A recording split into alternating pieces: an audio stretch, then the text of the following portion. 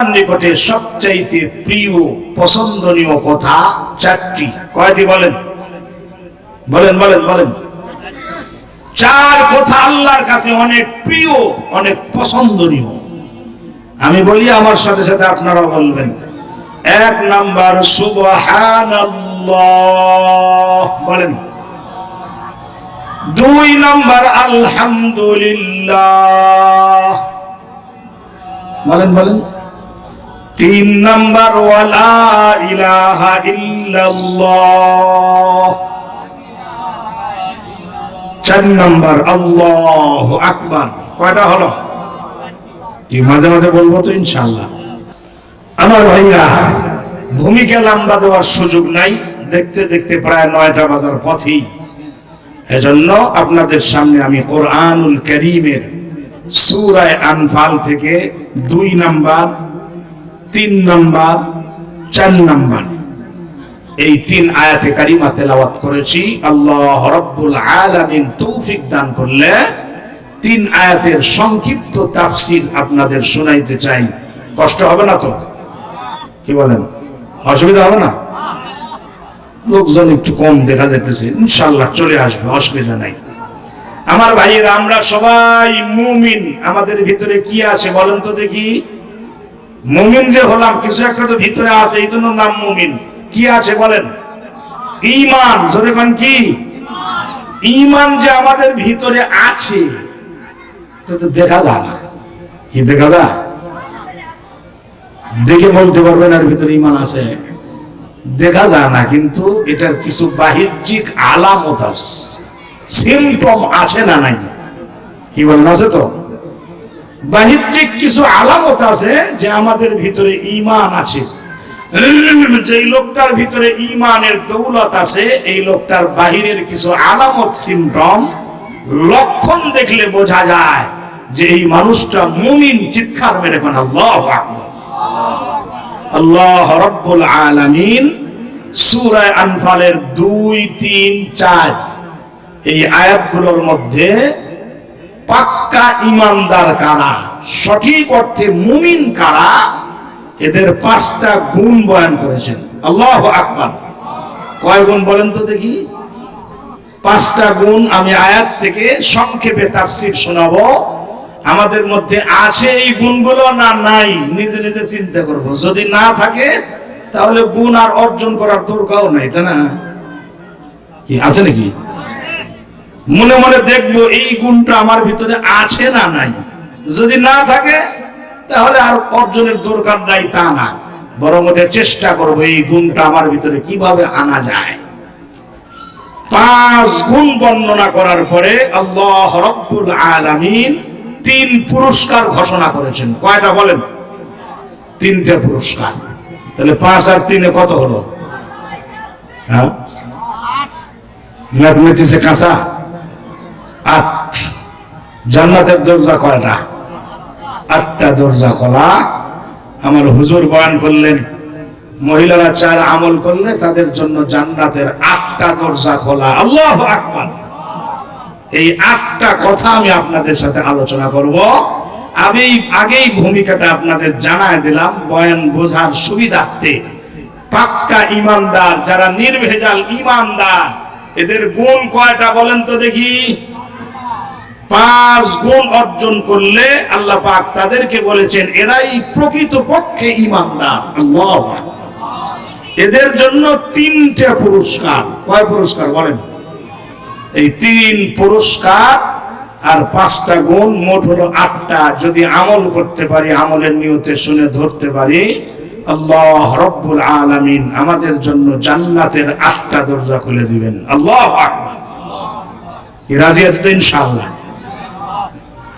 জান্নাতের 8টা দরজা, জাহান্নামের 7টা। কোরআন শরীফে আছে জাহান্নামের 7 দরওয়াজা, কিন্তু জান্নাতের 8 দরজার কথা কোরআন শরীফে নেই। এটা হাদিস আছে।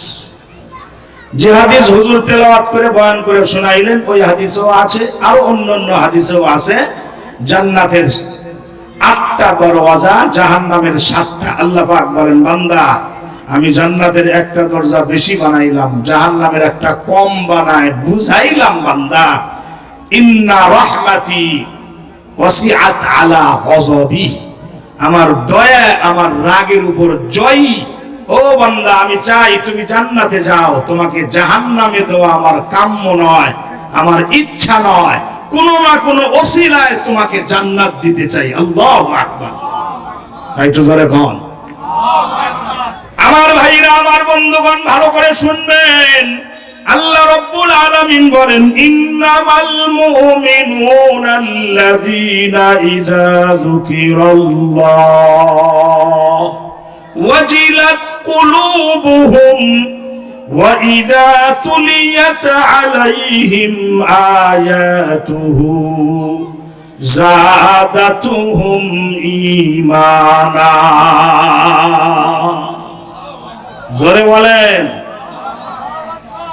আল্লাহ পাক বলেন, ইন্নামাল মুমিনুন, নিশ্চয় মুমিন তো তারাই যাদের সামনে আল্লাহ পাকের আলোচনা আসলে, আল্লাহ পাকের নাম উচ্চারণ হইলে, আল্লাহর কথা আলোচনা হইলে, ওয়াজিলাত কুলুবুহুম, দিলের মধ্যে আল্লাহর ভয় উপস্থিত হয়ে যায়। আল্লাহু আকবার। আর একটু জোরে কোন। আল্লাহর নাম উচ্চারণ হইলে যার অন্তরে আল্লাহর ভয় হাজির হয়, বোঝা গেল এক নাম্বার আলামতের ভিতরে আছে কলবে তার ঈমান আছে। একটু জোরে কোন। আল্লাহ। আমার ভাইরা, আমার বন্ধুগণ, যখন মসজিদে আজান হয়, আল্লাহর নাম উচ্চারণ হয় কি হয় না? কি হয়? আজান যখন হয়, এই আজান মূলত আল্লাহর পক্ষ থেকে আহ্বান। এটা মসজিদের মুখ দিয়ে বের হয়, তার জবান দিয়ে বের হয়, কিন্তু তার ডাক না। ডাকটা কার? আরো জোরে বলেন। ইন্নামাল মুমিনুনা আল্লাযীনা ইযা যুকিরাল্লাহু ওয়াজিলাত কুলুবুহুম, যাদের দিলের মধ্যে আল্লাহর ভয় উপস্থিত হয়, যখন মালিকের নামটা উচ্চারণ হয়, আল্লাহর নাম যখন আলোচনায় আসে, উচ্চারণ যখন হয়, যদি তোমার অন্তরে আল্লাহর ভয় হাজির হয়ে যায়, তাহলে বুঝে নিবা মুমিনের প্রথম গুণ তোমার দিলে আছে। আল্লাহু আকবার। জোরে বলেন আল্লাহু আকবার। মুসলমান বাবাজিরা, আমরা যখন আজান শুনি, আজান শোনার পরে মালিকের নামটা উচ্চারণ হইলে আমাদের দিলে আল্লাহর ভয় আসে কি আসে না? দেখার বিষয় আছে না নাই? প্রয়োজন আছে না নাই? আজান শোনার পরে যদি ঘাটটা কাট করে অন্যদিকে চলে যায়, মসজিদমুখী না হয়ে, তাহলে বুঝতে হবে তার দিলে আল্লাহর ভয় নাই।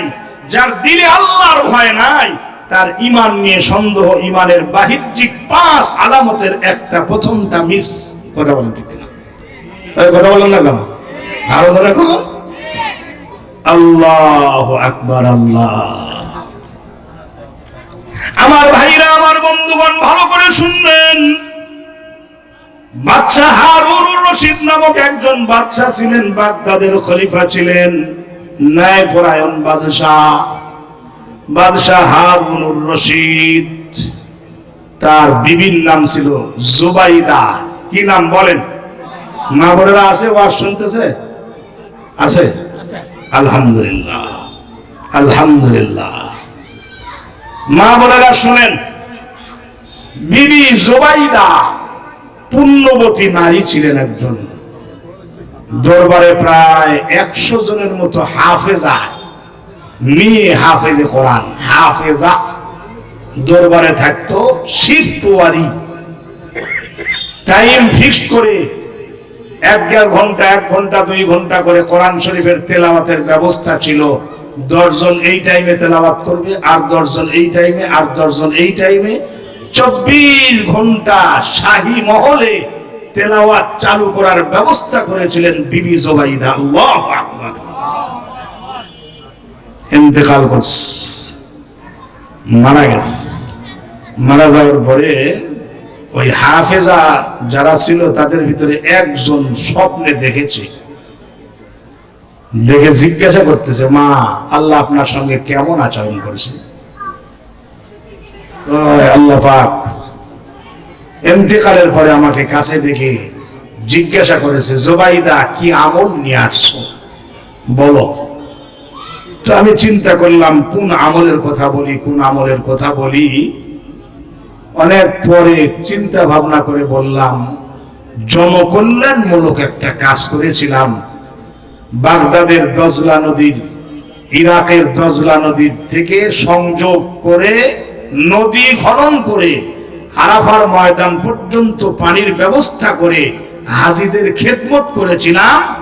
হাজিরা আল্লাহ পাকের মেহমান, যারা উমরায় যায়, হজ করতে যায়, এরা আল্লাহর মেহমান সরাসরি, এদের পানির ব্যবস্থা করেছিলাম। এটা বিরাট একটা গুরুত্বপূর্ণ কাজ, এটাই মালিকের কাছে পেশ করি।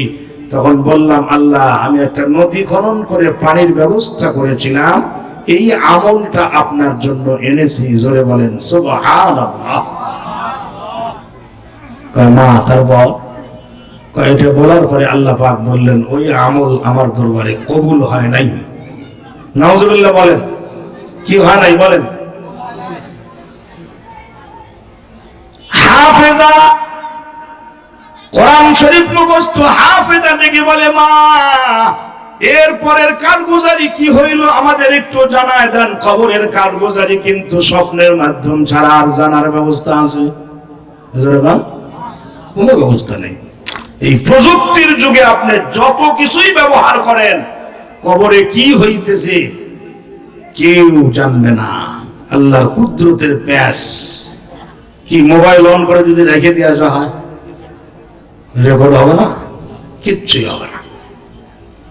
আল্লামা তুকি উসমানী সাহেব মুদ্দাজিল্লুহুল আলী, পাকিস্তানের বড় মাপের আলেম নয়, বরং সারা বিশ্বের বড় আলেম আল্লামা তুকি উসমানী সাহেব, উনি ওনার কিতাবের মধ্যে লেখেন, একজন আল্লাহওয়ালা বুজুর্গ, কামিল বুজুর্গ, ইন্তেকালের আগ মুহূর্তে মুরিদেরা ধরেছে, ওনার শিষ্য ভক্তরা, যে হুজুর ইন্তেকালের পরে আপনার কোনো মুজিজা প্রকাশ পাবে না।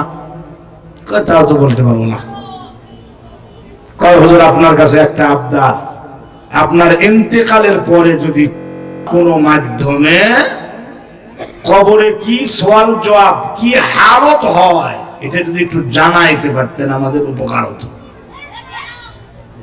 তো বিষয় কয় না, এটা অসম্ভব জিনিস, এটা তাই জানানো যায়। কয় হুজুর আল্লাহর কাছ থেকে ফরিয়াদ করে কোনো কিছু করা যায় না, কবরের হালতটা একটু জানাই দেওয়া যায় না? এক কাজ করলে কেমন হয় হুজুর? কয় কি কাজ? একটা কলম আর একটু কাগজ আপনার কাফনের কাপড়ের লগে কবরে দিতাম, আপনি একটু অবস্থাটা কি লিখে উপরে যেন উঠে চলে আসে কাগজটা, আমরা পরে পড়ে নিতাম কি হালত হয়। এটা করলে হয় না? আল্লাহর ওলি তখন বলতেছে, ঠিক আছে আমি মালিকের সঙ্গে যোগাযোগ করব, আল্লাহর সঙ্গে যোগাযোগ করে যদি পারি তাহলে ইশারা দিব, ইশারার মাধ্যমে বুঝবা তোমরা যে এটা সম্ভব। কাগজ কলম দিও তো দেখি লিখে দিতে পারি কিনা, কোন হালত হয়। সংক্ষেপে বলছি, সত্যই এক টুকরো কাগজ, একটা কলম কাফনের কাপড়ের লগে দিয়ে দিছে আল্লাহর ওলির। দেওয়ার পরে দাফন করা হয়ে গেছে। 40 কদম বা ওই টাইম অতিবাহিত হওয়া পর্যন্ত পরে অপেক্ষা করছে।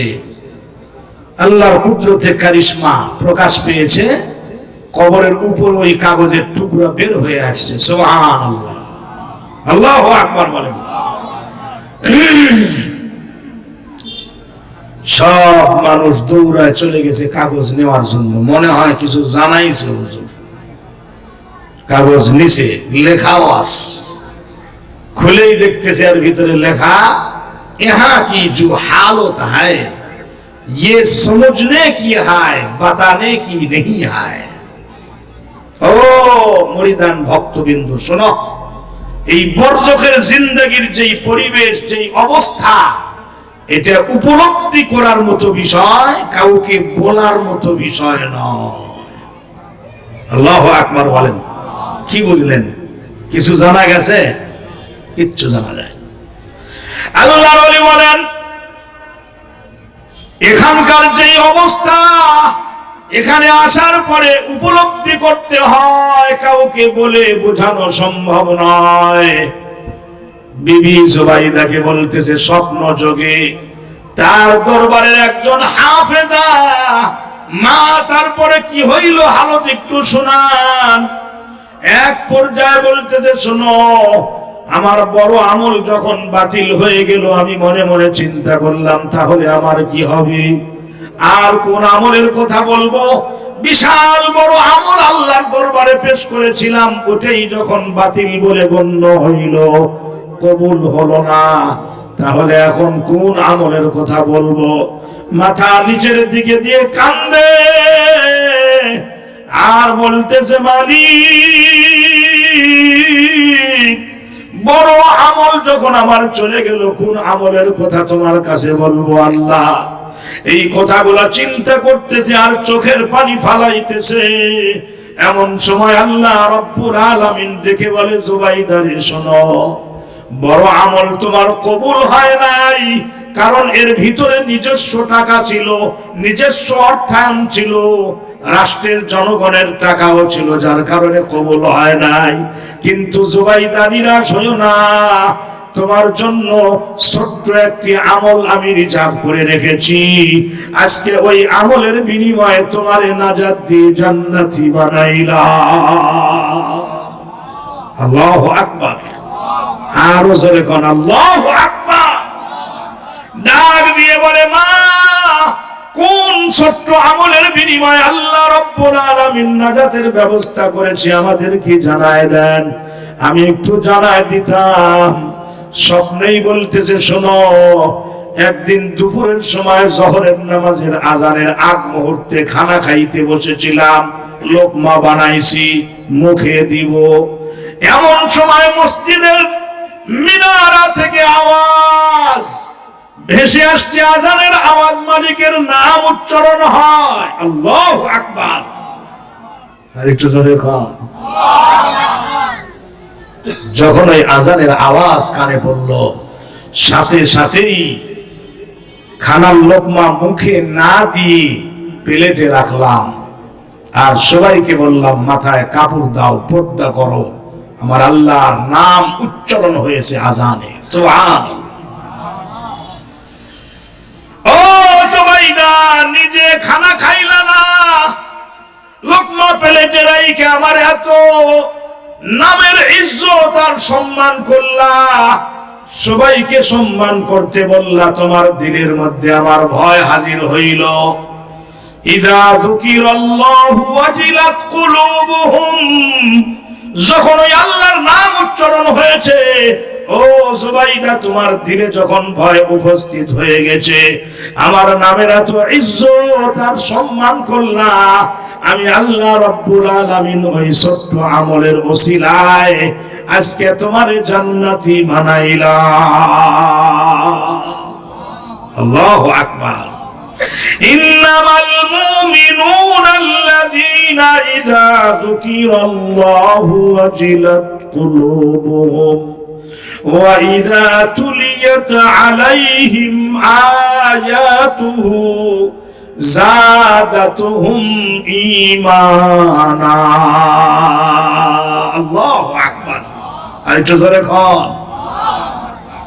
এক নাম্বার গুণ, আল্লাহর ভয় উপস্থিত হতে হবে। মালিকের নামটা উচ্চারণ হলেই, কানে পড়ার সাথে সাথে যদি দিলে আল্লাহর ভয় এসে যায়, বুঝতে হবে প্রথম আলামতটা আমার ভিতরে আছে। আল্লাহু আকবার। দুই নাম্বার গুণ, আল্লাহ রাব্বুল আলামিন বলেন, وَإِذَا تُلِيَتْ عَلَيْهِمْ آيَاتُهُ زَادَتْهُمْ إِيمَانًا।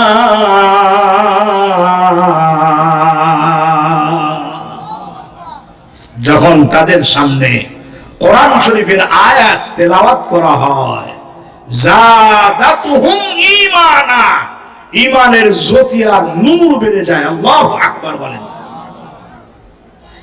যদি কোরআন শরীফের তেলাওয়াত শুনলে ঈমানের জ্যোতি আর নূর বাড়ে, তাহলে গান বাজনা এগুলো শুনলে ঈমানের জ্যোতি আর নূর কমবে কি কমবে না?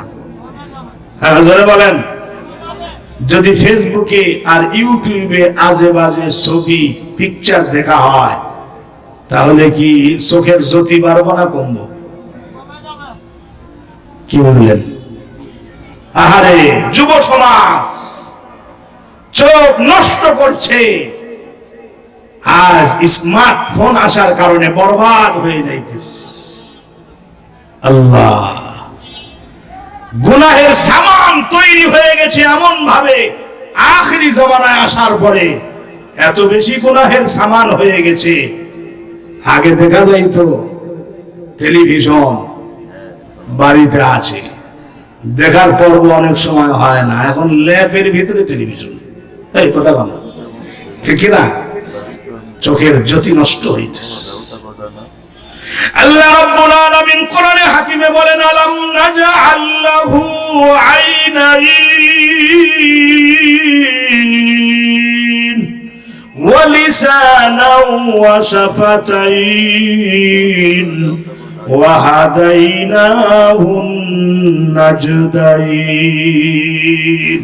ও বান্দা, তোমাকে কি আমি দুইটা চোখ দিই নাই বান্দা?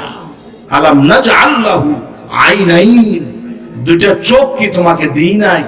কেন দিয়েছি বান্দা? ওয়া লিসানা, জবান দিই নাই? ওয়া শাফাতাইন, দুইটা ঠোঁট কি দিই নাই? আল্লাহু আকবার বলেন। আল্লাহ এটা বলে কি বুঝাইতেছেন? এগুলো একটা কাজ আছে, কাজের জন্য দিয়েছে। তুমি কি করছো বান্দা? ও বান্দা, তোমাকে চক্ষু দিয়েছি দুইটা, এই দুই চোখের হেফাজতের জন্য 24 ঘন্টা দুই চোখের হেফাজতের জন্য দুই ফেরেশতা থাকে চোখের উপরে। আল্লাহু আকবার। সারাক্ষণ চোখের হেফাজত করে। হঠাৎ করে কোনো কিছু ঝাপটা এসে, কোনো খড়কুটা এসে যেন চোখের মধ্যে না পড়ে, চোখটা নষ্ট না হয়। আল্লাহর পয়গম্বর বলেন, ডান চোখে একটা, বাম চোখে একটা, দুই ফেরেশতা সার্বক্ষণিক তোমার চোখকে সেফ রাখতেছে, তোমার চোখকে হেফাজত করতেছে। জোরে কোন আল্লাহু আকবার। আর ওই চোখ দিয়ে তুমি কি দেখো বান্দা? কি দেখো? কোন দিকে তোমার নজর? আল্লাহ আল্লাহ। ও বান্দা, আমি চক্ষু দিলাম তোমাকে, আমার কোরআনুল কারীম দেখে দেখে পড়বা। কোরআন শরীফের অক্ষরগুলো যদিও দেখতে দেখা যায় কালো, কালি দিয়ে লেখা কালো, কিন্তু ভিতরে আছে নূর আর আলো।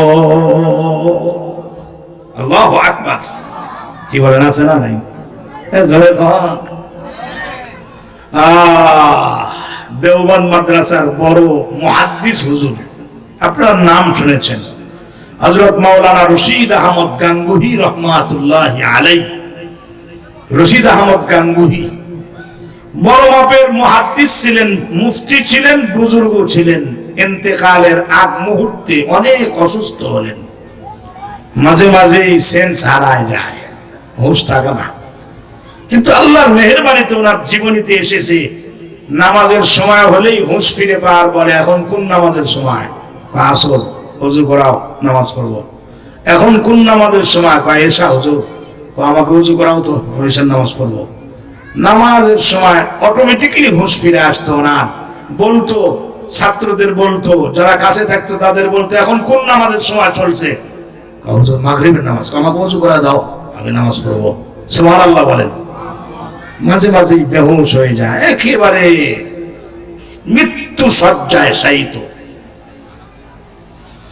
ভক্তবিন্দু ছাত্ররা যারা আছে তারা কয়, হুজুরের তো চিকিৎসা করা দরকার। কি চিকিৎসা করি? চিকিৎসা করা দরকার। একজনে কয়, ওই এলাকায় একজন কবিরাজ আছে, কবিরাজ, তাকে আনা যায়। কবিরাজ হিন্দু, সে চিকিৎসা দেয় ভালো। আমাদের হুজুর তো হিন্দু মানুষের চিকিৎসা দিবে তাই? না, কোনো ঔষধ তো খাওয়ায় না, উনি চোখ দিয়ে চিকিৎসা করেন, চোখের দৃষ্টি দিয়ে। কোন রোগীর দিকে 10 মিনিট, 15 মিনিট, 20 মিনিট তাকায় থাকলে চোখের দৃষ্টির মাধ্যমে রোগ থেকে আরোগ্য হয়। তাহলে যদি ওই লোকটাকে আনা যায় হুজুরের প্রতি দৃষ্টি দিয়ে, যদি কিছু অসুস্থতা কমে, খারাপ তো না। তো আল্লাহ মেহেরবানি, আল্লাহওয়ালা বুজুর্গ রশিদ আহমদ গাঙ্গুহিকে বলছে, হুজুর অমুক কবিরাজ নিয়ে আসি, নিয়ে এসে চিকিৎসা করায়। হুজুর কয় না, আমার মৃত্যুর আগে কোনো হিন্দু মানুষের চিকিৎসা আমার নেওয়ার ইচ্ছা নাই। কারণ রোগ দিয়েছেন কে, সারা দিবেন কে? হলো ওসিলা। ঔষধ খাওয়া সুন্নত, খাবো, কিন্তু তাওয়াক্কুল থাকবে কার উপরে? আল্লাহ। এটা তো বলে দিয়েছেন, কিন্তু মুরিদেরা মন মানে না। ছাত্ররা কয় না, নিয়ে আসি, হুজুর এখন সেন্স হারা গেছে, খবর দিয়ে ডেকে নিয়ে তো চিকিৎসা করুক, তো সবার রোগ ভালো হয়ে যায়, আমাদের হুজুরেরও ভালো হইতে পারে। তো খবর দিয়ে নিয়ে আসছে, নিয়ে এসে দেখো তো আমাদের হুজুরের কি হয়েছে, চিকিৎসা চালাও তো। তাকাস বসছে, বসে একবারে হুজুরের চেয়ারের দিকে তাকাস। আসে আসে আসে 10 মিনিট 15 মিনিট 20 মিনিট যখন পার হয়ে গেছে, তখন আস্তে আস্তে হুজুর সেন্স ফিরে পাইছে, তাকাইছে, অনেকটা সুস্থ হয়ে গেছে। আগে বিছানার থেকে উঠানো লাগতো, এখন নিজেই উঠে বসছে। বসেই চোখ খুলে ইনি কে? হুজুর ওটাই তো কবিরাজ, ওই যে অমুক গ্রামে বাড়ি, হিন্দু লোক। আমি না নিষেধ করেছিলাম। হুজুর আমাদের মন তো মানে না, আপনি নিষেধ করলে কি হবে? হুজুর কোনো ঔষধ তো খাওয়াইনি আপনাকে, ওই টাকায় থেকে চিকিৎসা করেছে। শুধু টাকায় থেকে নজর দিয়ে চিকিৎসা? কাহা। তখন আল্লাহর ওলি এখন তার দিকে মোতাবাজ্য হয়, কয় শোনো, আগে এসো আমার দিকে। দাদা আগে এসো তো। দাদা দাদা আগে গেছে, কয় শোনো, এইটাই তোমার চিকিৎসার পদ্ধতি, নজর দিয়ে চিকিৎসা করো। কাহা। এই দৌলত কেমনে পাইলা গো? এত বড় দামি দৌলত, রোগীর দিকে নজর দিয়ে তাকিয়ে থাকলে রোগ ভালো হয়ে যায়। জবের এক চিকিৎসা দেখি কিভাবে পাইছো গো? তখন ওই হিন্দু বেচারা বলতেছে, হুজুর আমি একটা সাধনা করেছি ছোট থেকে নিয়ে পর্যন্ত, এই সাধনার ফল আমাকে আল্লাহ পাক দিয়েছেন। সুবহানাল্লাহ বলেন, আল্লাহু আকবার। আল্লাহর ওলি যখন জিজ্ঞাসা করেছেন কি সাধনা করেছিলা, ডাক দিয়ে বলতেছে, হুজুর যখন থেকে আমি সাবালেগ হয়েছি, আমার বুদ্ধি হয়েছে, তখন থেকে নিয়ে আজ পর্যন্ত জিন্দগিতে আমার মনে যা চায় আমি তা করি নাই, আমার মনের বিরুদ্ধাচরণ করেছি আজীবন। হ্যাঁ, এখন পর্যন্ত আমার মন চাইতেছে একটু বিনোদন করব, গল্প গুজব করব, চার দোকানে বসে একটু আড্ডা মারবো, আমি যাই নাই। মন চাইছে বিরিয়ানি খাইতে, খাই নাই।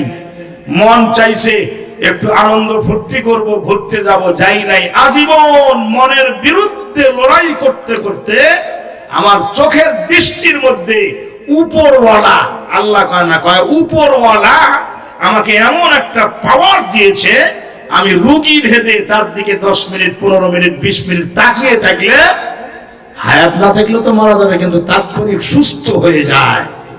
তখন হযরত মাওলানা রশিদ আহমদ গাঙ্গুহি রহমাতুল্লাহ আলাইহি বলেন, ভালো সাধনা করছো, আল্লাহ তোমার সাধনার ফল দিয়েছে, বেশ ভালো। তো আমার দিকেও তাকায় থেকে তুমি এতক্ষণ চিকিৎসা করছো না? কাহা। কয় তাহলে একটা প্রশ্ন তোমার কাছে। প্রশ্ন হলো এই, তুমি বড় একটা কাজ করছো, আমার উপকার করছো, আমিও তোমার উপকার করতে চাই, একটু বলো তো দেখি, ইসলাম ধর্ম গ্রহণ করতে তোমার মন চায় কি চায় না? যদি কয় চায় তাহলে হও, আর যদি কয় চায় না তাহলে তো তোমার ফর্মুলা তুমি করে দিতেছো। অনেকক্ষণ চিন্তা ভাবনা করে করছে, মন চায় না হুজুর। কয় চায় না? কয় না। কয় তাহলে তুমি ছোট থেকে নিয়ে সাধনা করছো, মন যা চায় তার মনের বিরুদ্ধে করছো, একটা আবার বাদ রাখছো কে? কি বুঝেন তো? একটা কি রাখছে? এখানে মন চাইতেছে ইসলাম ধর্ম গ্রহণ না করা, তা তুমি উল্টোটা করবে না, গ্রহণ করবে না?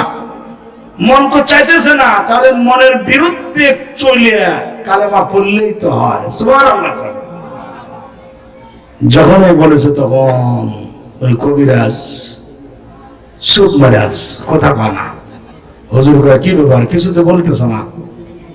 কিছুক্ষণ পর 2 চোখ দিয়ে পানি বের হয়ে গড়ে যেতেছে। কয় কাঁদছো কেন, কষ্ট পাইছো? কয় না হুজুর, কষ্ট পাই নাই। কয় কেন কাঁদছো?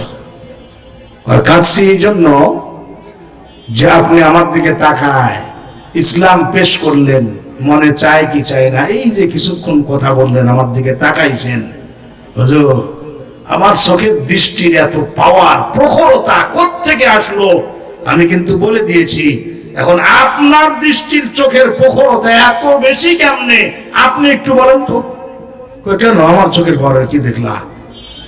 আমি আপনার দিকে তাকাইছিলাম, 20 মিনিট তাকায় থাকার কারণে শারীরিক রোগ আপনার ভালো হয়েছে, কিন্তু আপনি যে 2-3 মিনিট আমার দিকে তাকায় ইসলাম পেশ করলেন আমার প্রতি, এই যে 3 মিনিট তাকাইছেন, এই 3 মিনিট আপনার চোখের দৃষ্টির এত পাওয়ার, শারীরিক রোগ নয়, আমার আত্মার রোগ দূর হয়ে আত্মা সুস্থ হয়ে বিগত জীবনের কৃতিকার্য কাজকর্মের প্রতি লজ্জিত হয়ে চোখ দিয়ে পানি বের হয়।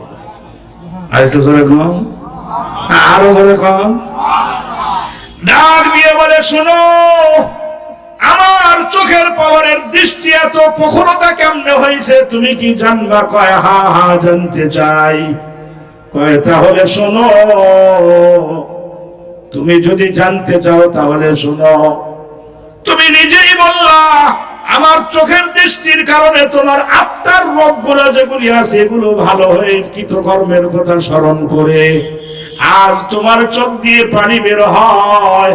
তাহলে শোনো, আগে কালেমা পড়ে মুসলমান হও।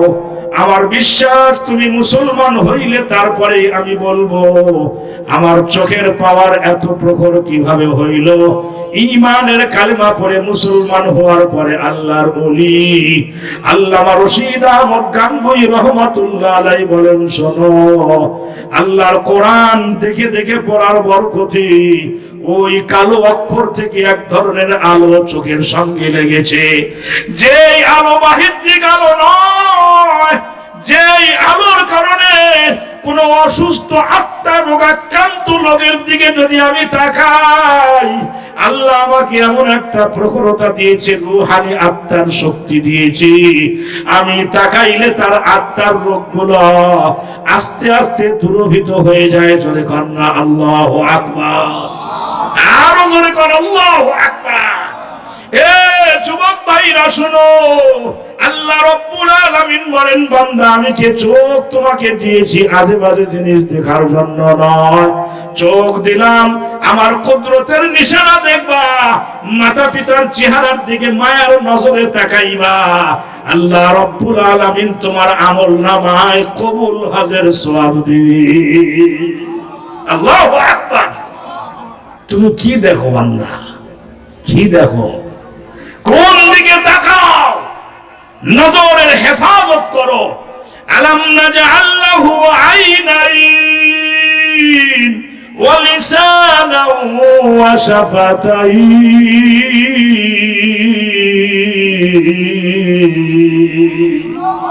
জোরে কর আল্লাহু আকবার। জবান দিলাম বান্দা, জবান দিলাম,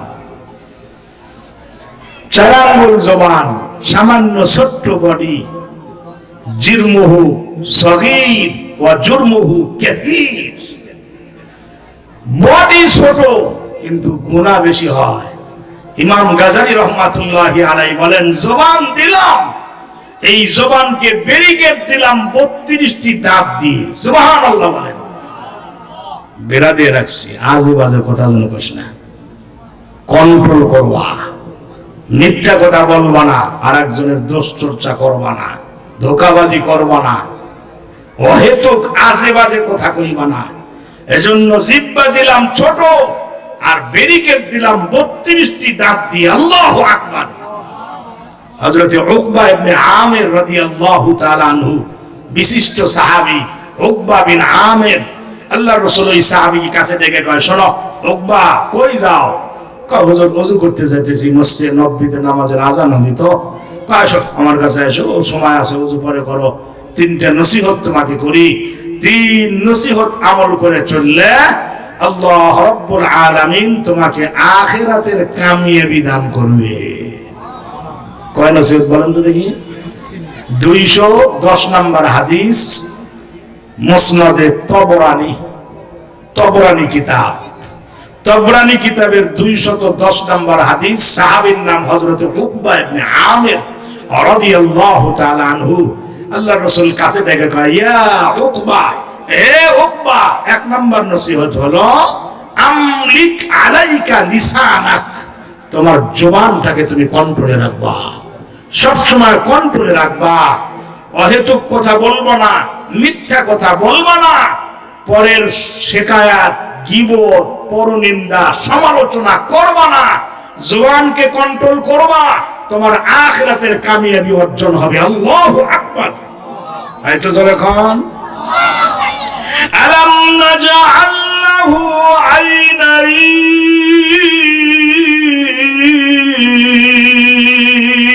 আল্লাহু আকবার, ওয়া লিসানা,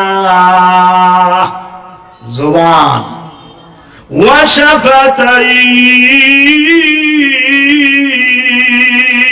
আল্লাহু আকবার।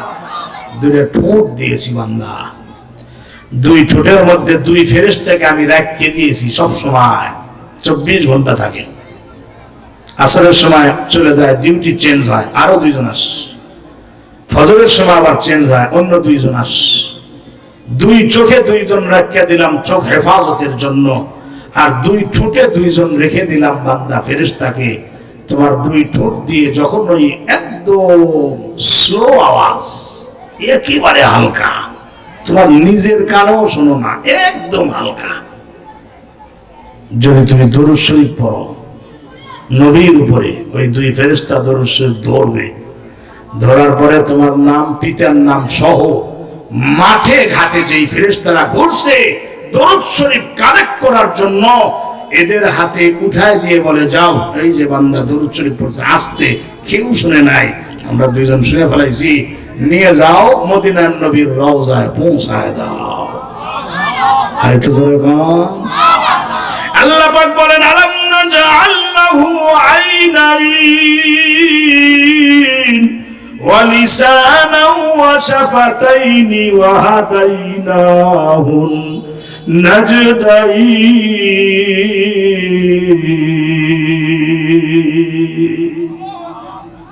তাহলে মুমিনের 2 নম্বর গুণ আল্লাহ পাক বলেন, ওয়াইদা তুলিয়াত আলাইহিম আয়াতুহু যাদাতুহুম ঈমানা, যখন তাদের সামনে কোরআন শরীফের আয়াত তেলাওয়াত করা হয়, মুমিনের, খাঁটি মুমিনের 2 নম্বর গুণ হলো সাথে সাথে দিলের মধ্যে যেই ঈমান খানা লালন করছে, ঈমানের জ্যোতি আর নূর বেড়ে যায়। আল্লাহু আকবার। দেখেন তো আছে না নাই, দেখেন তো এই গুণটা আছে না নাই ভিতরে, নাকি জোরে তেলাওয়াত শুনলে আস্তে কম ভালো লাগে না, আস্তে কম, এত জোরে তেলাওয়াত, পুরান কিতাব, অনেক আগের কিতাব। কাসরাতুর রাদ্দি বিহি লাম ইউবলিহি ওয়া বিতাকরারিত তুলাতি লাম ইউমা। আব্দুল কাদের জিলানী রহমাতুল্লাহি আলাইহি বলেন, জান্নাতীদেরকে আল্লাহ বিভিন্ন নাজ ও নিয়ামত খাওয়াবেন, ফল দিবেন। মনে করেন আপেল আসছে, খাইছে, অন্যরকম স্বাদ, দুনিয়ার আপেলের মতোই দেখতে কিন্তু অন্যরকম স্বাদ। আবার কিছুক্ষণ পরে আরেক গাছের আপেল নিচে আরেক রকম স্বাদ। আল্লাহু আকবার। একই বড়ি দেখতে, বড়ই কুল একই রকম দেখতে, কিন্তু স্বাদ ভিন্ন ভিন্ন। আব্দুল কাদের জিলানী রাহমাতুল্লাহ আলাইহি বলেন, জান্নাতের ফল ফ্রুটের নমুনা আল্লাহ পাক দুনিয়ায় দিয়েছেন, নামটা হলো সূরাতুল ফাতিহা। ইমাম সাহেবের কাছে শুনলে একরকম মজা, কারি সাহেবের কাছে শুনলে আর এক রকম লাগে। মক্কা শরীফে যায় যদি আব্দুর রহমান আস-সুদাইসের কণ্ঠে তেলাওয়াত শুনেন সূরা ফাতিহা, তখন মনে হয় যেন এখনই নাযিল হইতেছে। সুবহানাল্লাহ। কোন মজাই ফুরায় না, প্রত্যেক রাকাতে সূরা ফাতিহা পড়া লাগে, তাও মজা শেষ হয় না। আব্দুল কাদের জিলানী রহমাতুল্লাহি আলাইহি বলেন, এটা হলো জান্নাতের ফলের একটা নমুনা আল্লাহ রাব্বুল আলামিন দুনিয়াতে রেখে দিয়েছেন। আল্লাহু আকবার।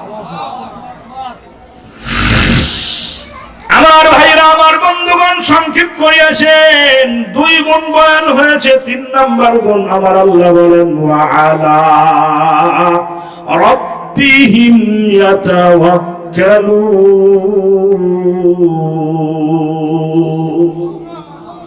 মুমিন তো তারাই যারা সব ক্ষেত্রে ভরসা করবে কার উপরে? আরো কার উপরে বলেন? নাকি মাস্তান করে যায় গাড়ি নতুন কিনে ওখানে যা খাজা বাবা গাড়িটা একটু দেখে রেখেন তো, নতুন কিনলাম তো, ড্রাইভার করতেছ কি, খাজা বাবা দেখে রাখবো? ট্রাকের ড্রাইভাররা বেশি করে, আমি নিজে সচক্ষে দেখেছি। নতুন ট্রাক নিয়ে যাও, ওখানে থামায়, একবার উপরে চলে গেল, যা বলতেছে বাবা এটা নতুন কিনেছি, অ্যাক্সিডেন্ট না হয় একটু দেখে রেখো। দাঁড়ান, এদিকে আসুন। বাড়ি কোথায়? কয় দূরে হুজুর, যমুনার ওই পার। কি করলেন? বাবাকে করলাম একটু দেখে রাখার কথা। বাবা দেখে রাখবো না, আল্লাহ দেখে রাখবো? না বাবা তো আল্লাহর পছন্দনীয় মানুষ, উনি দেখে রাখবো। নাউযুবিল্লাহ। এখন ভরসা হবে কার উপরে? মান্নত করে চলে যায় সব, ওখানে যায় সিন্নি বাগায় যদি করা হয় বাস সব সমাধান। নাউযুবিল্লাহ। এখন ওয়া আলা রাব্বিহিম ইয়াতাওয়াক্কালুন, মুমিন তো তারাই যারা সব ক্ষেত্রে ভরসা করবে কার উপরে? আরো জোরে কম। হযরত মূসা আলাইহিস সালাম যে বছর জন্মগ্রহণ করলেন, ওই বছর ফেরাউনের আইন ছিল বনি ইসরাইলের সব ছেলে সন্তানকে হত্যা করো, হত্যা করে দাও। কারণ জ্যোতিষী কইছে বনি ইসরাইল থেকে একজন ছেলের জন্ম হবে, বড় হবে, নবী হবে। ও ফেরাউন, তোমার তাজ, তখ্ত তাজ সব চুরমার হবে তার হাতে। কয় তাই? কয় তাহলে আইন করো, বনি ইসরাইলের কোন সন্তান ছেলেকে বড় হতে দেওয়া যাবে না, ছোটবেলায় মারা হবে। হত্যা চলছে, চলতে চলতে 3 বছর পরে ওই জ্যোতিষী যা চলছে তাতে আগামী 2-4 বছর পরে আমরা কাজের লোকই তো পাবো না, সব ছেলেদেরকে হত্যা করছেন। তাহলে কি করা যায়? কয়েক বছর হত্যা করেন, 1 বছর ছাড়েন। ঠিক বুদ্ধি। তাহলে 3 বছর ফেরাউনের আইন চললো, 3 বছর পর গাইন হয়ে গেল। আইন কি হলো বলেন? এখন গাইন মানে 1 বছর হত্যা করে, 1 বছর ছেড়ে দেয়। তো আল্লাহ পাক বলেন যে বছর ছেড়ে দেয় ওই বছর যদি আমি মূসা নবীকে জন্ম দিই, তাহলে পৃথিবীর ইতিহাস বলবে আল্লাহর কুদরতে দুর্বলতা আছে। আল্লাহ লুকোয়, যে বছর সারার বছর সেই বছর মূসা নবীকে জন্ম দিতে লুকোয়। আল্লাহ পাক বলেন না, আমি আল্লাহর কুদরতে কোনো দুর্বলতা নাই, আমি আল্লাহ যা চাই তাই হয়। চিৎকার মেরে কোন আল্লাহু আকবার। অতএব যে বছর হত্যার বছর, ওই বছরই আমি মূসা নবীকে পৃথিবীতে নিয়ে আসব। কোন শক্তি ঠেকাইতে পারবে না। আমি আল্লাহর কুদরতে কোনো দুর্বলতা কি আছে? যদি আল্লাহর কুদরতে কোনো দুর্বলতা না থাকে, তাহলে গায়রুল্লাহর দিকে তাকানো নিষেধ। একমাত্র ভরসা হবে কার উপরে বলুন তো দেখি? মুখটা ভরে বলেন আল্লাহ, সবাই বলেন আল্লাহ। ওয়া আলা রাব্বিহিম ইয়াতাওয়াক্কালুন, ভরসা হবে কার উপর? জন্ম হবে, পেটে আসছে, মূসা নবীর মা মনে মনে চিন্তা করে সর্বনাশ, এবছর তো হত্যার বছর, আমার গর্ভের সন্তান যদি মেয়ে হয় তাহলে তো বেঁচেই গেলাম, আর যদি ছেলে হয় তাহলে তো আমার সামনেই ফেরাউনের পুলিশ বাহিনী এসে হত্যা করবে। এটা দেখা তো অনেক কষ্টের, নির্মম। এই হত্যা তো দেখা যায় না। এগুলো নিয়ে চিন্তা ভাবনা করতেছে মনে মনে, ছেলে হয় না মেয়ে হয়? ছেলে হলে তো বাঁচলাম, মেয়ে হলে তো সমস্যা। মেয়ে হলেই তো বাঁচলাম, ছেলে হলে তো হত্যা করবে আমার সামনেই। এগুলো চিন্তা ভাবনা করতেছে। জিবরাইল ফেরেশতা কানে কানে এসে ও মূসা নবীর মা, আপনার গর্ভের সন্তান কিন্তু ছেলেই হবে। ছেলে চিনতে পারলো না, কমলো। আগে একটু সন্দেহ ছিল, এখন কি হয়ে গেল? একবারে পারফেক্ট ছেলে হবে, ছেলেই হবে। আর আপনি কোনো টেনশন করবেন না, বাচ্চাকে নির্বিঘ্নে দুধ পান করাবেন নিশ্চিন্তায়। যখন একটু ভয় ভয় মনে হবে, জানাজানি হচ্ছে আশপাশে, পুলিশ আসতে পারে, এরকম আশঙ্কা যখন মনে করবেন, তখন আপনি যে কাজ পারেন সেই কাজটা করবেন, করে আল্লাহর উপর ভরসা করবেন। সুবহানাল্লাহ। কয় কি কাজ? আপনি 2টা কাজ পারেন, ওই 2 কাজ করবেন, আর 2টা পারেন না, ওইটা আল্লাহ করবেন। আল্লাহু আকবার বলেন। মূসা নবীর মা বলতেছেন কি 2 কাজ আমি করব, যা আমার সাধ্যে আছে। কয় শুনেন, আপনি একটা কাঠের বাক্স বানাবেন, বাক্সের ভিতরে বাচ্চাটা ভরে দিবেন, দেওয়ার পরে বাচ্চাটা নীল নদের পানিতে ভাসায় দিবেন, ছেড়ে দিবেন। এই 2 কাজ তো আপনি পারবেন? কয় হ্যাঁ পারবো, কিন্তু পানিতে ভাসায় রাখা, না ডুবানো। পানিতে ভাসবে, ডুববে না, এটা আপনার সাধ্যে নাই, এটা মালিকের সাধ্যে আছে, মালিক জিম্মায় নিয়ে নিয়েছে। আবার ভাষায় ভাষায় ভাষায় ভাষায় এই বাচ্চাকে আবার পুনরায় আপনার কাছে ফেরত দেওয়া, এটাও আপনার সাধ্যে নাই। এটা কর্মেওয়ালা কি? আরো জোরে খাও। আল্লাহ পাক বলেন, ও মুসা নবীর মা জিবরিল আমিনের মাধ্যমে জানায় দিলেন, ও মুসা নবীর মা, আপনি যা করতে পারেন সেটা আপনি নিজে আঞ্জাম দিয়ে ভরসা করবেন আল্লাহর উপরে। চিৎকার মেরে কোন আল্লাহু আকবার। আমি আপনি ঔষধ খাইতে পারি, চিকিৎসা চালাইতে পারি, এটা আমাদের সাধ্যে আছে, কিন্তু রোগ ভালো করা আমাদের সাধ্যে নাই। এটা কার হাতে? ওয়া আলা রাব্বিহিম ইয়াতাওয়াক্কালুন।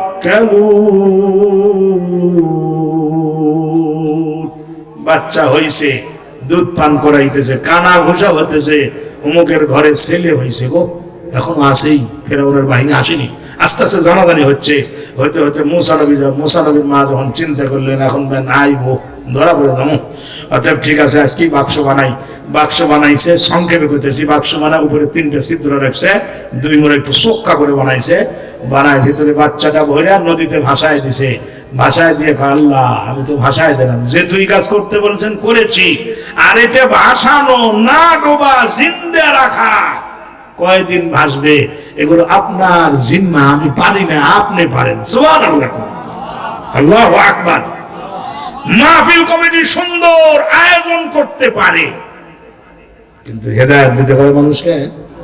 আয়োজন করছে, আপনারা আসছেন, ওয়াজ হতেছে, এতটুকু আমরা পারি, কিন্তু দিলের ভিতরে হেদায়েতের নূর দেওয়ার মালিক কে? জোরে বলতে হবে কে? আল্লাহ।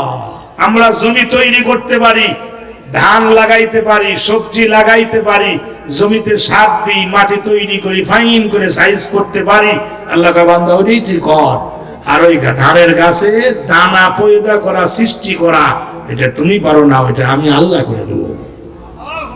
একটু যখন আল্লাহ পাক বলেন সূরা ওয়াকিয়ার মধ্যে বড় সুন্দর করে বলেন, আফারাআইতুম মা তাহরুসুন আআনতুম তাজরাউনাহু আম নাহনুজ যারিউন।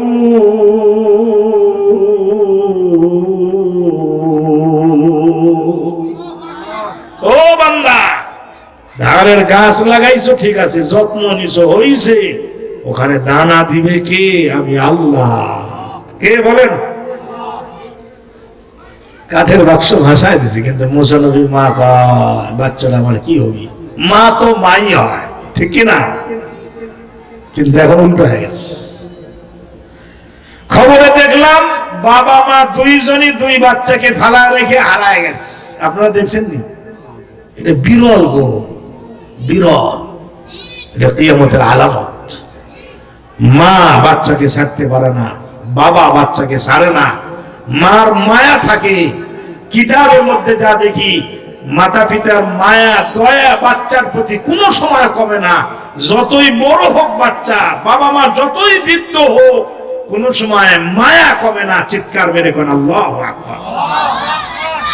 এজন্য দেখা যায় অনেক সময় মা বাবা অসুস্থ হয়ে গেছে, প্যারালাইজড হয়ে গেছে, হুজুরের কাছে এসে 100 টাকা 50 টাকা দিয়ে কয়, হুজুর না দোয়া করেন তো, বাপ মা খুব অসুস্থ, অনেক কষ্ট পেতেছে, হুজুর আপনি একটু দোয়া করেন আল্লাহ যেন ঈমানের সঙ্গে মৃত্যু দেয়। চায় কি চায় না? এরকম দোয়া চায় না? অথচ একজন মা বাচ্চা হয়েছে, বাচ্চা হওয়ার পরে 15 বছর লুলা, উঠতে পারে না, হাত পাও লাড়াচাড়া করে, বিছানায় পেশাব পায়খানা করে, সব করে, 15 বছর পর্যন্ত বিছানায়। হুজুরের কাছে যায় 10 টাকা 20 টাকা দিয়ে কয়, হুজুর আমার একটা লুলা বাচ্চা আছে, 15 বছর হয়েছে, একটু দোয়া করেন তো আমার লুলাটা যেন বাঁচতে থাকে। কি বুঝলেন? লুলা বাইসে থাকার দোয়া চাচ্ছে মায়ে, আর বেটা কয় মার খুব কষ্ট হতেছে, একটু দোয়া করেন তো ঈমানের সঙ্গে যেন চলে যায় দুনিয়া থেকে, খুব কষ্ট হতেছে। তখন আমি বললাম যে কি কষ্ট হতেছে? আপনার মা তো আরামে আছে, আগে নিজে নিজেকে বাথরুমে যাচ্ছিল, নিজের ভাত নিজেই উঠে খাচ্ছিল, এখন তো আপনি খাওয়ায় দেন, আপনি বাথরুমে জায়গায় নিয়ে চলে যান, উনি তো বেশ আরামে আছে। তো কয় না হুজুর ওরকম না, কষ্ট হতেছে খুব। কিছু বুঝলেন?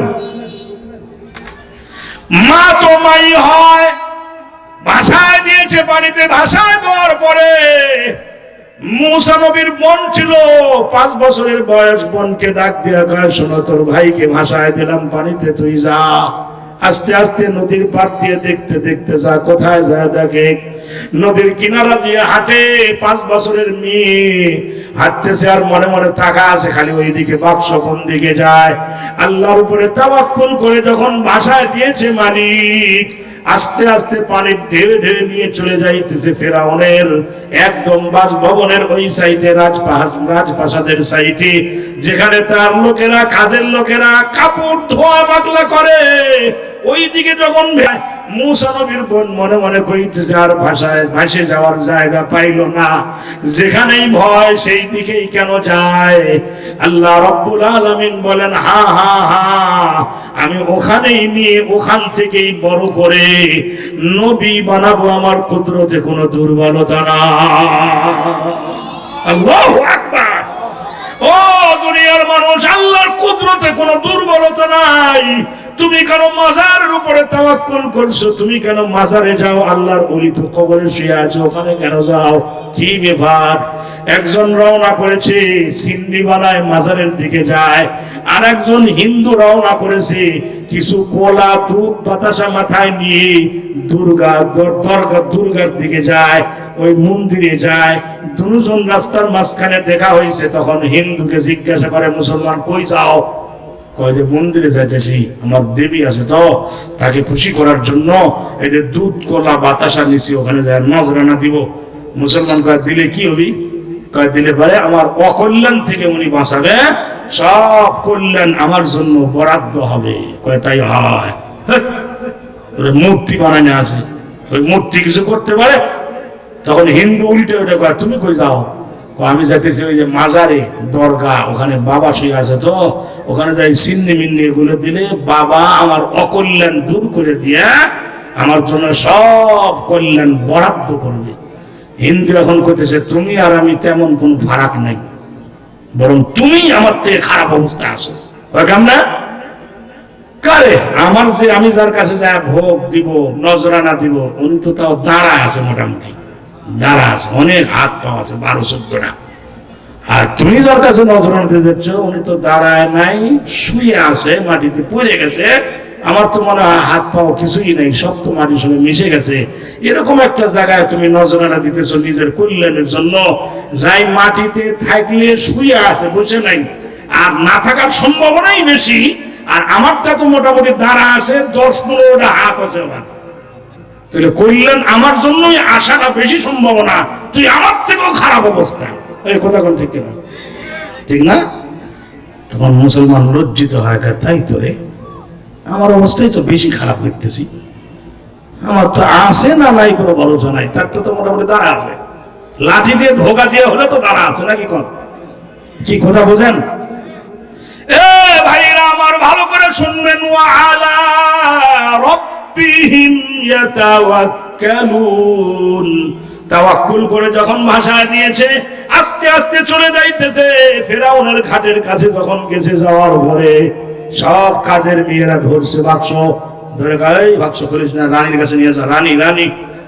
রানীর নাম কি কন্ত দেখি? হ্যাঁ, আসিয়ার কাছে নিয়ে গেছে। নিয়ে যাওয়ার পরে আসিয়া খুলছে, খুলেই দেখে বাচ্চা, খুব সুন্দর, মায়া, চেহারার মধ্যে মায়া দিয়ে ভরা। আল্লাহু আকবার, জোরে কর। সূরা কসসের মধ্যে আল্লাহ পাক বলেন কেমন মায়া দিয়েছিলাম, ওয়া আলকাইতু আলাইকা মাহাব্বাতাম মিন্নি। আমি আল্লাহ আমার পক্ষ থেকে মূসা নবীর চেহারায় মহাব্বত ঢাইলে দিয়েছি। খুলেই যখন মায়া পড়ে গেছে, তখন কয় সর্বনাশ, কোন মায়ে ভাষায় দিছে গো বাচ্চাকে। তো কাজের মেয়েরা কয়, জানেন না এবছর হত্যার বছর যে ভয়ে কাঠের বাক্সে ভরে ভাষায় দিস। অসুবিধা নাই, আমি লালন পালন করব, বাচ্চা আমার কাছে থাকবে। রেখে দিছে কোলে নিয়ে রানী আসিয়া। আল্লাহু আকবার বলে। আস্তে আস্তে বাড়িতে বাড়ি খবর চলে গেছে। কিছুক্ষণ পরেই পুলিশ এসে হাজির। রানীমা, এবছর হত্যার বছর, দেন বনি ইসরাইলের ছেলে সন্তান দেন, হত্যা করতে হবে। কয় কেন? আপনার স্বামীর আইন আছে না ফেরাউনের, জানেন না? জানি তো। তাহলে সেই আইন অনুযায়ী হত্যা, দিয়ে দেন আমাদের কাছে, ওই দিক নিয়ে যা, হত্যা করে দিই। কয় না, রাজা যদি আইন করতে পারে হত্যার, ওই আইন ভাঙ্গার ক্ষমতাও রানীর আছে। এই কথা কন, বড় বড় বেশি আছে, জোরে কোন ঠিক কিনা? আমাদের দেশে রানী আছে না? আমাকে রানী, আমরা তো রাজা পড়ছি এখানে, বাড়িতে রানী আছে না নাই? এ আছে না নাই? এ রাজারা কথা কন না কেন? এখানে যে রাজাগুলো বসে আছেন বাড়িতে রানী আছে তো, ওই রানী কোনো কথা বলে আপনি ফালাইতে পারেন? আর কথা কয় না, কি কথা বল লাগে? দাঁড়িয়ে রাখে না, কর হুজুর বাড়ি এলি কইছে তো, আমার বলে দাঁড়িয়ে রাখার বয়স হয়নি, এখনো হয়নি। বাড়ি এলি কইছে রানী রানী বুঝছে, এই জন্য রাখিনি হুজুর। 2-3 দিন তবলিগে সিল্লা লাগাইছে, 2-3 দিন লাগাইছে, 10 দিন লাগাইছে, সিল্লা লাগাইছে, মোটামুটি টুপি টুপি পড়ছে, একটু দাড়ি টাড়ি রাখছে। বাড়ির রানী যদি খালি কয় তোমার এখনই বয়স হয়েছে নাকি টুপি রাখার, দাড়ি রাখার, তখন রানী যখন কইছে তাহলে ওটাই ঠিক। এই কথা কন ঠিক না? ডাক দিয়ে বলে অসুবিধা নাই, হত্যা করা যাবে না, আমি রানীমা বলছি, যা বলো। আল্লাহু আকবার। পুলিশ চলে গেছে ফেরাউনের কাছে, যায় কয় রাজা মশাই, ও রাজা মশাই, দেশের প্রেসিডেন্ট এবং খোদা শুনে রাখেন, দরবারে একটা ছেলে সন্তান দেখলাম রানীর কোলে আছে। কয় নিয়ে আসো নাই, হত্যা করো নাই? কয় আগে শুনেন, চেহারা দেখে তেমন ভাবভঙ্গি ভালো দেখলাম না, মনে হয় ওই সন্তানটাই বড় হয়ে আপনার তক্ত তার চুরমার করে দিবে। চিল্লায় বলেন আল্লাহু আকবার। কয় হত্যা করো নাই? কয় না, করতে পারি নাই। কেন কেন কেন পারো নাই? কয় রানীমা কোলে আছে, রানীমা বলেছে লালন পালন করবে, হত্যা করতে দেয় নাই। এবারে ফেরাউন রাজা কয় রানী তাই বলছে? হ্যাঁ। কয় তাহলে রানী যা বলছে তাই হবি, চলে যা। আল্লাহ কে তুই না হত্যা করে রোধ করবি, আসতে দিবি না, ঠিক আছে যা, চলে যা। রানী যা বলছে তাই। রাজা রানীর তখন মিল ছিল, কি ছিল বলেন? সম্পর্ক ভালো ছিল না? সম্পর্ক খারাপ হবে মূসা নবী নবী হওয়ার পরে, কথা কন ঠিক কিনা? সম্পর্ক যেহেতু ভালো, আর ফালাইতে পারে নাই, যা চলে যা, তাই হলি, যা বলছে তাই হলি। পরে যখন আসছে দরবারে আসে, কি ব্যাপার আসিয়া, কি কি করতেছ? কয় লালন পালন করবো। তোমার খুব শখ? কাহা। আচ্ছা ঠিক আছে, তাহলে দুধ পান করাও। যত কাজের মেয়ে ছিল, অনেকের বাচ্চা ছিল, দুধ ছিল, লাগায় কিন্তু খায় না, কারো দুধ খায় না। আল্লাহ পাক বলেন আমি কুদরতি ভাবে মূসা নবীর জন্য ওই মুহূর্তে পৃথিবীর সমস্ত নারীর দুধ পান করা হারাম করে দিয়েছি। যার মুখে লাগায় শুধু কান্দে আর কান্দে, কারো দুধ যখন খায় না, রানীমা অস্থির হয়ে গেছে। বিবি আসিয়া কয় এখন কি করা যায়? দুধ যদি না খায় বাচ্চাকে কেমনে লালন পালন করবো? এমন সময় মূসা নবীর বোন আস্তে আস্তে রানীমার কাছে যায়, কয় রানীমা যদি অনুমতি দেন একটা ছোট্ট কথা বলবো, আমি ছোট মানুষ। কয় কও, কি কথা বলবা? কয় আমার খোঁজে একজন মহিলা আছে, আমার বিশ্বাস তার দুধ পান করবে, আমার খোঁজে আছে। কয় তাড়াতাড়ি যাও, তাড়াতাড়ি ডেকে নিয়ে আসো। অস্থির হয়ে গেছে, কতদিন থেকে মনে হয় দুধ পান করে নাই, খায় নাই। তাড়াতাড়ি দৌড়ায় যাও। দৌড়ায় গিয়ে মার কাছে যায়, বলে মা কাম হয়ে গেছে। আল্লাহু আকবার। কয় কি কাম হয়েছে? আমার ছেলেটাকে মারে ফেলছে, হত্যা করছে। কয় না মা, হত্যা করতে পারে নাই, বরং উল্টো কাজ হয়েছে, আপনাকে আহ্বান করছে, তলব করছে। আল্লাহু আকবার। দৌড়ায় আসছে, আসার পরে দরবারে দেখে চিল্লা পাল্লা, মূসা নবী কাঁদতেছেন, ছোট বাচ্চা। কারো দুধ খাইতেছে না, দেখি তোমার দুধ বলে খাবে। ওই বাচ্চা কইল দেখি লাও তো। যখনই কোলে দিছে, সাপ করে কোলে চলে আসছে। সুবহানাল্লাহ। দুধে লাগায় দিছে, সেই খাইতেছে। কি মায়ের সন্তান দুধ খাবো না? যখন খাইতেছে, রানী কয় যে কাজ হয়েছে। ওই যে দোতলা আমার রুম, ওই যে দেখা যেতেছে খুব সাজানো সুন্দর পরিপাটি, ওখানে আপনি থাকবেন আর এই বাচ্চাকে দুধ পান করাবেন। আপনার অনেক ইজ্জত সম্মান উপঢৌকন যা লাগে সব ফ্রি। চিল্লায় বলেন আল্লাহু আকবার। মূসা নবীর মা তখন কয় আমার সংসার আছে তো, পারবো না থাকতে, আমার আরো বাচ্চা আছে না, সংসার আছে না, এখানে দেখতে পারবো না। তো কয় পারবেন না? না। কয় তাহলে আপনি বাড়িতেই নিয়ে যান, দুধ পান করাবেন, আপনার যত বেতন ভাতা খরচ আদি সব রাজদরবার থেকে যাবে। এবং কিছু পুলিশ নিয়োগ করে দাও, তারা যেন ওই বাড়ি পাহারা দিয়ে রাখে, কেউ যেন ভুলে আবার হত্যা না করে। সুবহানাল্লাহ বলেন। নিয়ে যাও বাড়িতে। এখন কোলে নিয়ে বাড়ির দিকে যখন যায়, তখন জিবরিল ফেরেশতা এসে কয়, পাইছেন তাওয়াক্কুলের ভরসার ফল পাইছেন? কি ফল? ডাক দিয়ে বলে, ওয়ালা তাখাফি ওয়ালা তাহজানি ইন্না রাদ্দুহু ইলাইকি ওয়া জাইলুহু মিনাল মুরসালিন।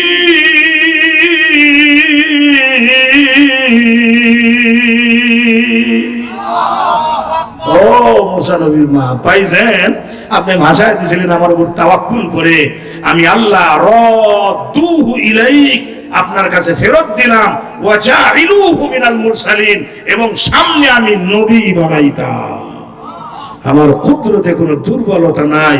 দুনিয়ার মুসলমান কার কাছে যায় চাও? আমি মালিকের কাছে চাও, আমার উপর ভরসা করো, আমি আল্লাহ তো সার্বক্ষণিক তোমাকে দেওয়ার জন্য তৈরি।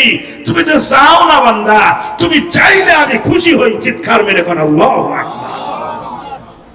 हर घड़ी देने को तैयार है, जो न मांगे उससे वो बेजार है, जो न मांगे उससे वो बेजार है। वल्लाहु यग़दबु इज़ा तरक्ता सुआलहु व बनु आदम यग़दबु हिना युसअलु। আল্লাহর কাছে যতই চাওয়া যায়, আল্লাহর উপরে ভরসা করলে আল্লাহ ততই খুশি হয়। চিৎকার মেরে কোন আল্লাহু আকবার। কয়টা হলো গুণ? তিনটা। কয়টা বলেন? চতুর্থ নাম্বার গুণ আল্লাহ পাক বলেন, আল্লাযীনা ইউকিমুনাস সালাহ, যারা পাঁচ ওয়াক্ত নামাজ সুন্দর করে ফারায়েজ, ওয়াজিবাত, সুনান, মুস্তাহাব্বাত সব কিছু ঠিকঠাক করে সুন্দরভাবে পাঁচ ওয়াক্ত নামাজের পাবন্দি করে। জোরে কোন আল্লাহু আকবার। এটা হলো 4 নাম্বার গুণ পাক্কা ইমানদারের। পাঁচ ওয়াক্ত নামাজের পাবন্দি করে। কি করে বলেন? করি আমরা, করি। আট মুসল্লি, খাট মুসল্লি, খুশ মুসল্লি দিয়ে পড়া। আট মুসল্লি এক সপ্তাহ পরে খালি শুক্রবারে নামাজ পড়ে। ওর নাম কি? বলেন বলেন, ওর নাম কি? আট মুসল্লি। আর খাট মুসল্লি বুঝেন? Relative blood connection. কোন আত্মীয় মারা গেলে যায় নামাজ লাগে না, খালি দাঁড়ালে হয়, জানাজা নামাজে শরীক হয়েছে। এর নাম খাট মুসল্লি। ওইটা খাটিয়া সামনে আসছে। আট মুসল্লি, খাট মুসল্লি, খুশ মুসল্লি। এর নাম কি বলেন তো দেখি? খুশ মুসল্লি। ঈদের নামাজ একেবারে নতুন যায় নামাজ নিয়ে সামনের কাতারে হাজির, সারা বছর কোনো খবর নাই। ওর নাম হলো কি? খুশ মুসল্লি। আট মুসল্লি, খাট মুসল্লি, খুশ মুসল্লির দাম নাই। খাস মুসল্লি, পিওর মুসল্লির দাম আল্লাহর দরবারে। সুবহানাল্লাহ। কি বুঝলেন? নামাজ সহি শুদ্ধ হওয়ার জন্য আগে তাহারাত জরুরি, পবিত্রতা আগে অর্জন করতে হবে। জায়গা পাক, কাপড় পাক, শরীর পাক। কথা বলেন ঠিক কিনা? এই জন্যই আগে ওযু। ওযুর ফরজ কয়টা কোন তো দেখি? কোন সবাই কোন? জরুরি কথা, এটা বলতেই হবে, এটা জরুরি কথা। ওযু করার সময় আমার কথা মনে করবি। দেখেন কয়টা ফরজ বলেন তো দেখি? 1 নাম্বার সমস্ত মুখমণ্ডল ধৌত করা। 2 নাম্বার কোনই সহ 2 হাত বলেন। হ্যাঁ। 3 নাম্বার মাথা মাসা করা। কি করা বলেন? আর 4 নাম্বার টাকনু সহ 2 পা ধৌত করা। কয়টা হলো? এখানে মিস হয়। এই যে চতুর্থ নাম্বারটা, শীতকালে দেখবেন পায়ের গোড়ালি অনেকের ফেটে যায়, খরমরা হয়, হয়তো হয় না। অনেক সময় লেপের কোবারে লেগে লেপের কোবারও ছিঁড়ে যায়। এই কথা কন। এখানে খরমরা হয়, ফেটে যায়। এই জায়গা শীতকালে উযু করার সময় শর্ট করে টেপ ছেড়ে দিলে কিন্তু পানি পৌঁছবে না। এখানে ডুইলিয়ে ওই খরমরা জায়গা ভালো করে পানি দিয়ে ভিজিয়ে ডুইলিয়ে পানি পৌঁছানো ফরজ। চতুর্থ নাম্বার। আল্লাহু আকবার। যদি আপনি না পৌঁছান উযু হবে? আর উযু না হলে নামাজ হবে? আর জোরে কোন? গোসলের ফরজ কয়টা কোন তো দেখি? কয়টা? তিনটা। গোসলের ফরজ কয়টা জানে না মুসলমান, এটাও জানে না। গোসলের ফরজ কয়টা? তিনটে। এক নাম্বার কুলি করা, দুই নাম্বার নাকে পানি দেওয়া। কুলি করা মানে একটু পানি নিয়ে সুরুত করে কুলি করলে হবে না, মুখ ভরে পানি নিয়ে গার গাড়ায় কুলি করা, রোজা না থাকলে। সুবহানাল্লাহ বলেন। দুই নাম্বার নাকের মধ্যে পানি দেওয়া। কি দেওয়া বলেন? সিটে দিলে মিস হয়, সিটে দিলে মিস হয়। চৌলে পানি নেবেন, নাকের কাছে নেবেন, নিয়ে টান মারবেন, নরম জায়গা পর্যন্ত আসবে, তারপরে নিঃশ্বাস ছাড়বেন, পানি বাড়া চলে যাবে, তারপরে নাক পরিষ্কার করবেন। এটা হলো তরিকা। পানি নিয়ে হালকা নিঃশ্বাস টান দিবেন, নরম জায়গা পর্যন্ত পানি যাবে, ছেড়ে দিবেন, নাক সাফ করবেন। এটা দুই নাম্বার ফরজ। তিন নাম্বার ফরজ কি বলেন তো দেখি? মাথার চুল থেকে নিয়ে পায়ের তালু পর্যন্ত সমস্ত জায়গায় পানি পৌঁছানো তিন নম্বর ফরজ। সুবহানাল্লাহ। এই ফরজের মধ্যে মিস হয়, এই জন্য আমি বলতেছি এই ফরজটা আদায় হয় না বেশিরভাগ লোকের। তাহলে কি গোসল হয়েছে, শরীর পাক হয়েছে, নামাজ হয়েছে? আল্লাহ, এই 4 নম্বর ফরজের মধ্যে যা মিস্টেক হয়। আগে পুকুর, পুষ্করী, নদীতে গোসল করতাম, ডুব মারলে সব জায়গায় পানি চলে যাচ্ছিল। কি বলেন, ঠিক কিনা? এখন কি আর পুকুর, পুষ্করী আছে? এখন ঝর্ণা বা মগ দিয়ে মাথায় পানি ঢালতে গিয়ে দেখা যায় এই যে কানের পেঁয়াজ আছে না, উপরে পেঁয়াজ, কানের পেঁয়াজ, বুঝছেন তো? এখানে পানি পৌঁছে না, অনেক মানুষের পৌঁছে না। হাতের মধ্যে পানি নিয়ে হাত বারবার ভিজে কানের পেঁয়াজ পৌঁছ, এই যে ফাইন করে এইভাবে ভালো করে ভিজানো, ভিজায় তারপরে মাথার পানি দিয়ে সব জায়গা পানি চলে যাবে। আপনি ঝর্ণা দিয়ে ফাইন করে গোসল করছেন, কানের এই কোণার যদি পানি না যায়, গোসলের ফরজ আদায় হয়েছে?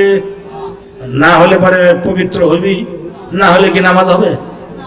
আল্লাহ রাব্বুল আলামিন বলেন, আল্লাযীনা ইউকিমুনাস সালাতা ওয়া মিম্মা রাযাকনাহুম ইউনফিকুন। 4 নাম্বার গুণ, পাক্কা ঈমানদারের 4 নাম্বার গুণ, সুন্দর করে সমস্ত ফরজ, ওয়াজিব, সুনান, মুস্তাহাব সব কিছুকে ঠিকঠাক করে সুন্দরভাবে 5 ওয়াক্ত নামাজের যারা পাবন্দি করে, আল্লাহু আকবার বলে। আর একটু জোরে কর।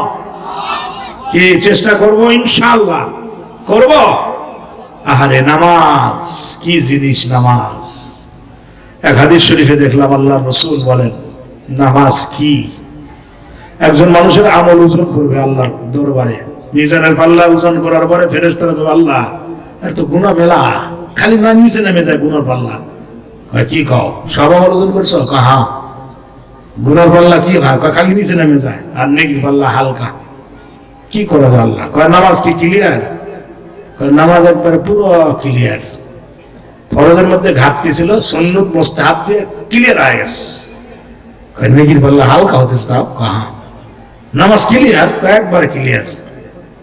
কয় ছেড়ে দে, তক ছেড়ে দে। আল্লাহ ছেড়ে দিতাম? হ্যাঁ, দে ছেড়ে দে। ঝাড়ে এক দৌড়ে জান্নাতে চলে যাবে। সুবহানাল্লাহ। কর, আর দেরি নাই ওর। ফেরেশতারা আল্লাহ হালকা যে হলো, কয় না 5 বার হাজিরা দিছে আমার দরবারে, 5 বার দিনে আমার দরবারে এসে আমার বান্দা হাজিরা দিয়েছে। আল্লাহু আকবার। অফিসে গিয়ে আমরা সিগনেচার করে হাজিরা দিই, আর মুমিন মুসলমান আল্লাহর ঘর মসজিদে গিয়ে কপালটা আল্লাহর কুদরতি পায়ে লাগাইয়া হাজিরা দেয়। সুবহানাল্লাহ কইবেন না? নাকি আগামীকাল নাস্তা খাওয়া সুবহানাল্লাহ কইবেন না আজি বলবেন? কো বলতে মনে হইতেছে না তো। ডাক দিয়ে বলে, আমার বান্দা দিনে বারবার করে আমার দরবারে এসে আমার কুদরতি পায়ে মাথা কপাল রাইখা আমাকে হাজিরা দিয়েছে। আমার বান্দা নামাজ ক্লিয়ার হইছে, ফেরেশতা আমার বান্দাকে ছেড়ে দাও, নামাজের ওসিলায় আমার বান্দাকে আমি মাফ করে দিলাম। আল্লাহু আকবার।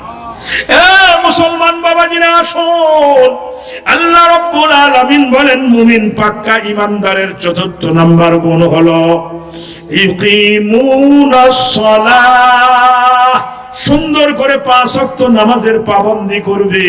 আর 5 নাম্বার গুণ ওয়া মিম্মা রাযাকনাহুম ينفقون আমি আল্লাহ যা সম্পদ ধন দৌলত দিয়েছি ওখান থেকে আমার রাস্তায় খরচ করে সুবহানাল্লাহ আইতো জোরে কর মসজিদের কৌটা যখন সামনে দিয়ে যায় তখন মনে মনে কয় এটা আমার আল্লাহ ভাগে যেতে সেক্রেটারি নিব কোটি টাকা কি সেক্রেটারি না সভাপতি না কে না বলেন মসজিদ না আর মসজিদ হলো আল্লাহর ঘর যখন কৌটোটা যায় মনে মনে কয় আমার মালিক চাইতেছে আল্লাহ আমাকে টাকা দিয়ে আবার আল্লাহ আমার কাছে চায় কি আজীব কুদরত আল্লাহ সুবহানাল্লাহ তাহলে 4 নম্বর 5 ওয়াক্ত নামাজের পাবন্দি যারা করে ঈমানের বাহ্যিক আলামত এটা সুবহানাল্লাহ বলেন বিস্তারিত বলার সময় হাতে নাই আর 5 নম্বর আলামত হলো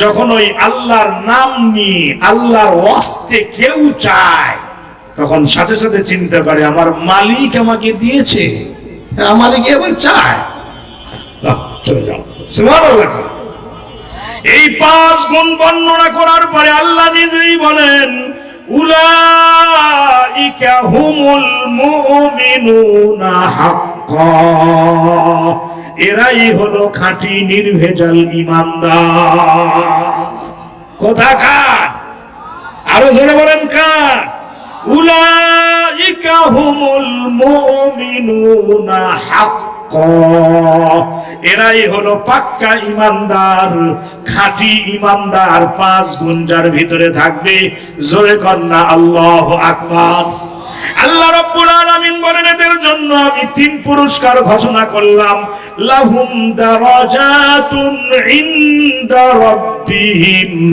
তাদের পরওয়ারদিগারের কাছে অনেক মাকাম আর মর্যাদা দারাজাত বহু বচন সুবহানাল্লাহ দারাজাতুন এক বচন একটা মর্যাদা আর দারাজাত অনেক মর্যাদা অনেক সম্মান ইনদা রাব্বিহিম আল্লাহর কাছে চিৎকার মেরে কোন আল্লাহু আকবার 1 নম্বর পুরস্কার 2 নম্বর ওয়া মাগফিরাতু ওয়া রিজকুন কারীম